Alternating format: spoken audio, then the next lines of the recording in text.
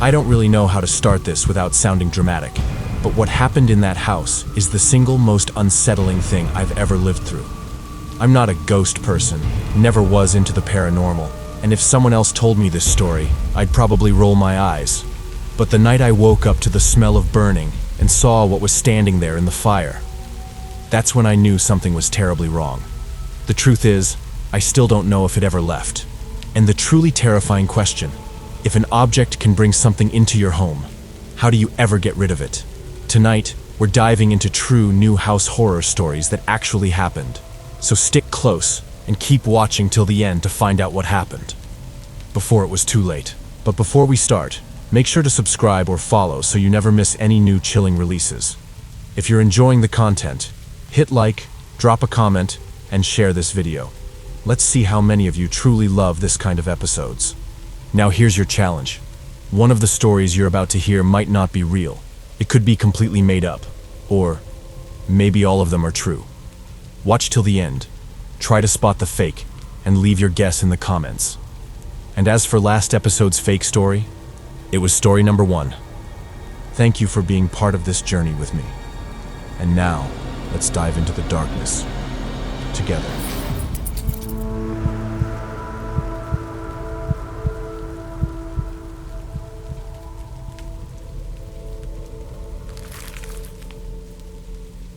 Back in 2017, my wife and I bought this old farmhouse on the edge of town. 2 stories, big wraparound porch, about an acre of land with these massive oak trees that looked like they'd been there forever. It wasn't cheap, but compared to anything newer, it was a bargain. The realtor was up front that it had sat empty for years. Supposedly the last family just left.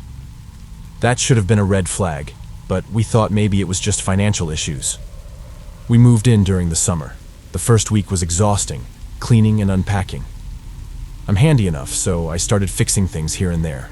Loose banister, leaky faucet, that kind of stuff. The only part of the house I hated was the attic. The access was one of those pull-down ladders in the hallway ceiling. Every time I went up, it felt like the air pressed down on me, like the insulation was choking out oxygen. On our 3rd night, while storing boxes, I found something wedged in the rafters. It was a porcelain doll. Now, let me say, I don't get creeped out easily, but this thing wasn't like any toy I'd seen. The skin was cracked all over like old paint. The eyes were glass but cloudy, almost milky, like cataracts. And its mouth? Someone had sewn black thread across it like stitches, uneven and jagged. It was wearing a faded lace dress that looked like it belonged to a different century. I brought it down and showed my wife. She wrinkled her nose and said, "That's creepy as hell." But we both laughed it off. Probably some kid's toy from decades ago, forgotten up there. I put it in a box with old newspapers and junk we were planning to throw out. That night, around 2 a.m., I woke up to this faint scratching sound in the walls. I figured, okay, old house, probably mice. I got up to check, walked through the hall, but the noise stopped. I went back to bed. The next morning, the doll was sitting upright on our dresser. I thought my wife was playing a prank. She swore she hadn't touched it. We bickered about it for a bit until I finally grabbed the doll and tossed it into the outside trash bin. 2 days later, I was mowing the lawn.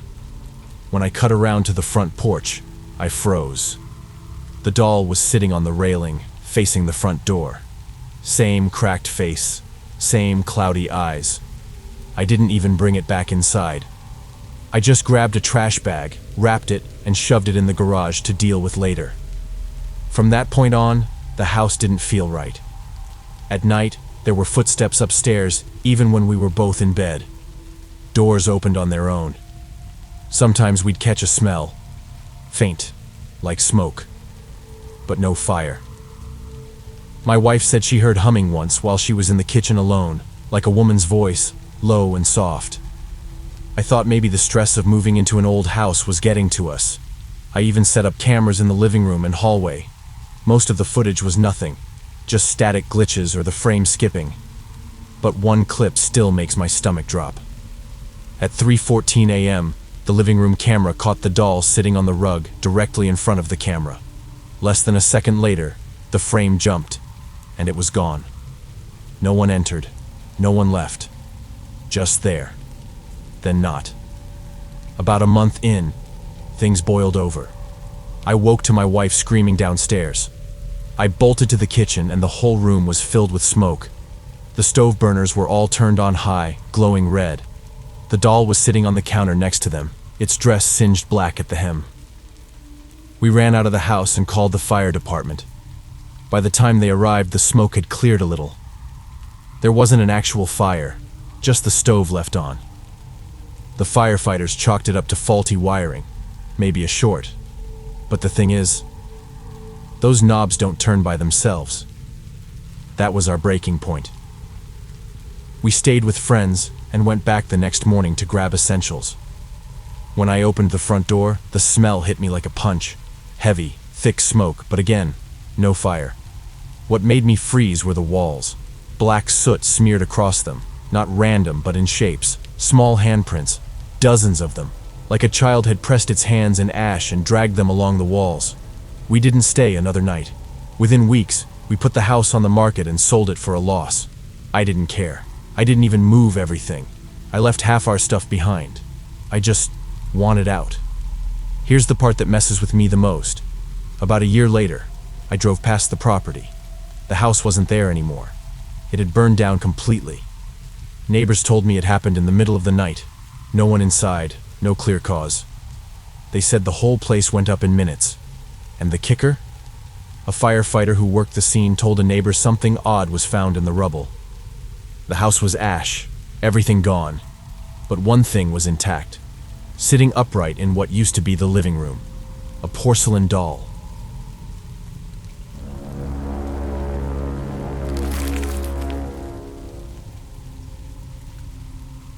This happened last year, and I still think about it every single night when I try to sleep. Maybe typing it out will help me stop replaying it in my head. In July of 2022, I finally bought my first house. I was 28 and had lived with my parents my whole life, so the change was jarring, to say the least. Their place was only about a 30-minute drive away, so I wasn't cut off from them, but suddenly being alone in a 3-bedroom house felt like stepping onto another planet. For context, my dad is an insomniac. Growing up, I was used to hearing him wandering the house at night, going up and down the stairs for water, heading to the bathroom, rummaging in the fridge. I didn't realize how much that sound became ingrained in my brain until I moved out. I thought living on my own would mean peace and quiet, but I guess my dad passed on his garbage sleep genes to me.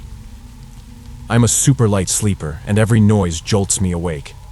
The house itself is simple. Unfinished basement with a boiler and laundry machines, first floor with kitchen, dining room, and living room, then the upstairs with 3 bedrooms and another bathroom.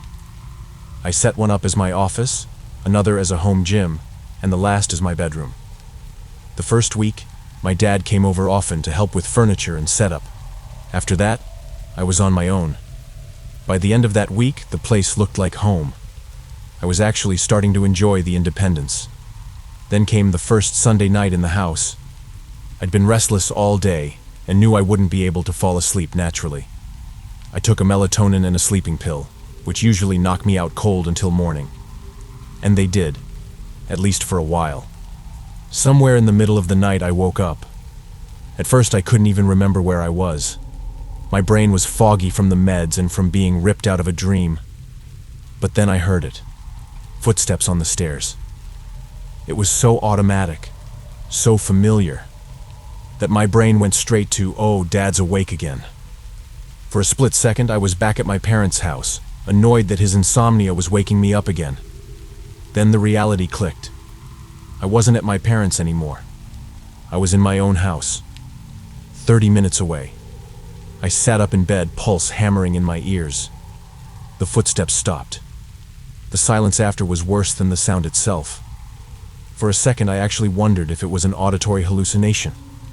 Like maybe my brain just invented the noise because I was so used to hearing it all my life.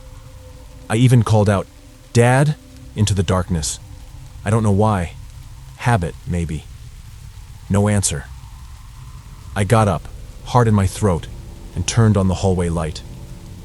I walked slowly, flicking on lights in every room I passed. When I reached the top of the staircase, I looked down. At the bottom of the stairs, a tall man stood staring up at me. He was wearing a mask. That moment didn't feel real. It was like my brain couldn't process what I was seeing. I kept thinking, this can't be happening. This can't actually be happening. But it was. I didn't see a weapon on him, but that didn't matter. The fact that a stranger was inside my house in the middle of the night was enough. My whole body locked up. My voice shook when I screamed at him to get the fiend out of my house. And unbelievably, he did. He turned, walked to the front door, and left. I sprinted downstairs, slammed the door shut, and locked it. I was shaking so badly I almost dropped my phone when I went to call my dad. But before he even picked up, I heard another sound, the back door slamming shut. That's when it hit me. There wasn't just one man in my house. There had been two. My dad answered the phone, confused why I was calling him instead of 911. He was right. I hung up and immediately dialed the police. The operator kept me on the line, asking me questions I could barely answer. What did they look like? Did I see a vehicle? What direction did they go? I felt useless. I couldn't give any helpful details except that one of them was tall and wearing a mask. My adrenaline had been so high I hadn't even looked outside to see how they left. The cops showed up fast, but by then the intruders were long gone. They walked through the house with me, checked every door and window. They found the entry point, a kitchen window that was just big enough to climb through. It made me sick to my stomach to look at it. That window was right next to where I eat breakfast every morning. As far as I could tell, nothing was stolen. I didn't keep anything valuable on the first floor, and the police agreed it looked like they hadn't had time to go through much before I woke up. Maybe they thought the house was empty. Maybe they were just testing the waters. Either way, the idea of two strangers standing in my home while I was asleep upstairs, it still makes my skin crawl. The officers took my statement, wrote down the bare description I could give, and left. That was it. Case closed unless the guys showed up somewhere else. It sounds dramatic, but that night changed me. The first week in my first home, supposed to be this huge, exciting step into adulthood. And I realized how fragile the idea of home really is. You think of your house as this safe bubble, but all it takes is one window left unlocked. One stranger deciding your house looks like an easy target. Now I triple check every door and window before bed. I installed cameras, motion lights, alarms, and still, I don't sleep the same. I keep a knife by my bed, even though I know that probably wouldn't save me if something happened again. What sticks with me most isn't even the man at the bottom of the stairs. It's the second person I never saw. I still wonder what would have happened if I hadn't woken up when I did.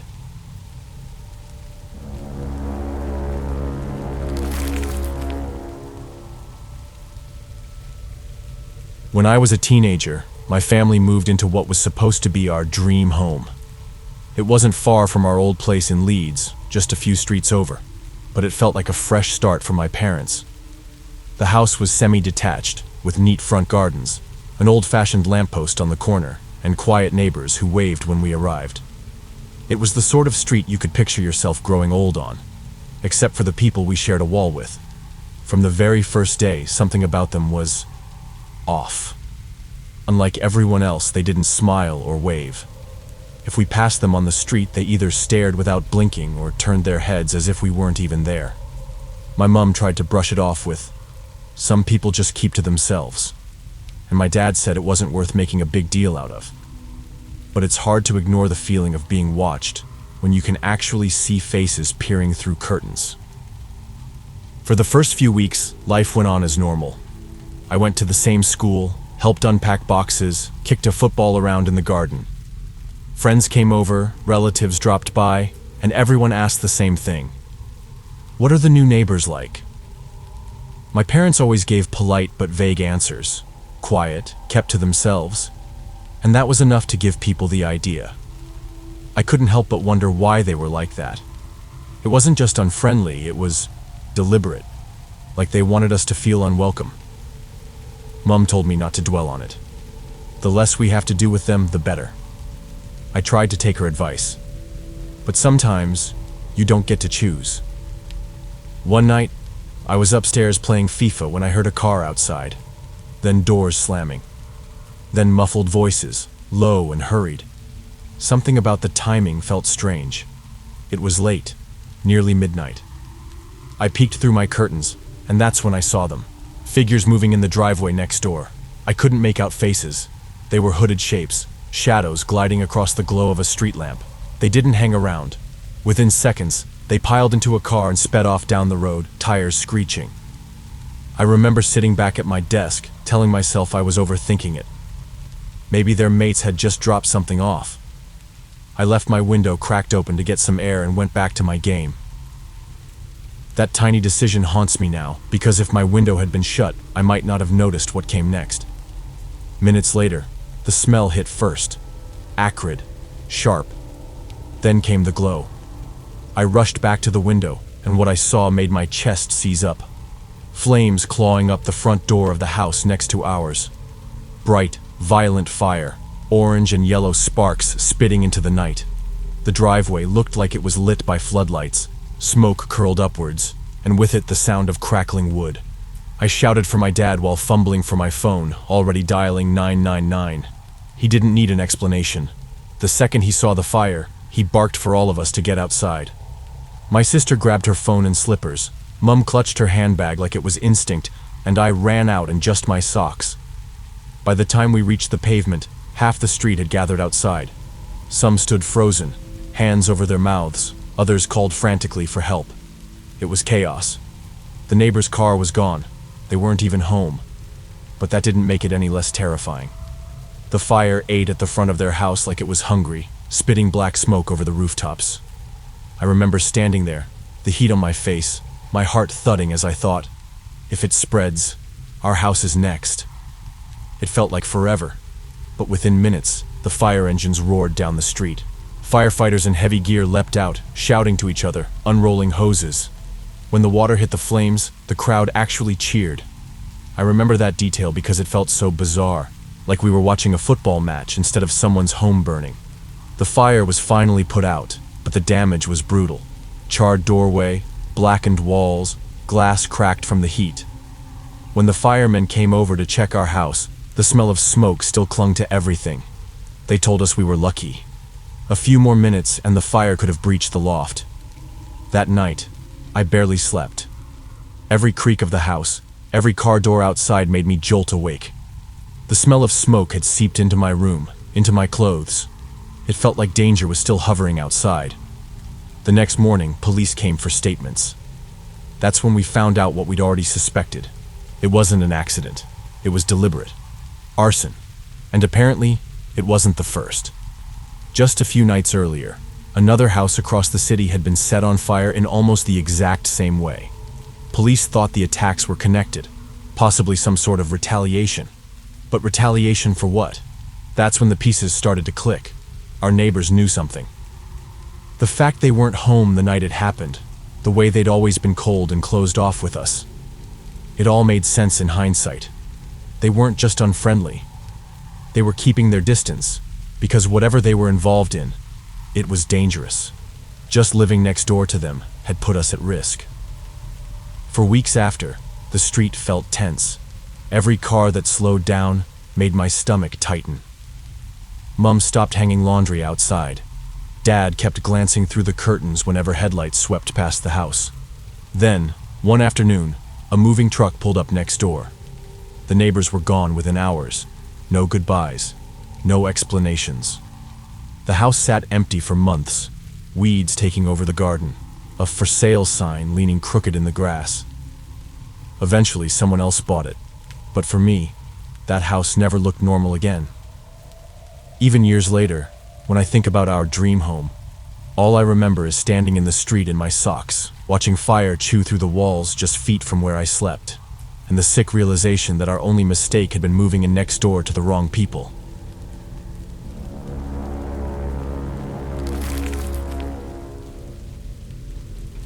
If you've made it to the end of this video, let me know in the comments which story creeped you out the most, and if you could survive only one of them, which one would it be? Don't forget to drop your guess. Which story do you think was the fake one? Also, if you enjoyed the episode, hit super thanks if you're on YouTube, or send us some stars if you're on Facebook to show some love and make your comments stand out. Want to go next level? Get early access to upcoming episodes, exclusive members-only content, and much more by joining our YouTube membership or becoming a Patreon supporter. Trust me, you don't want to miss what's waiting there for you. Don't forget to like, share, and catch up on our previous episodes. And now, stay tuned for the next horror episode.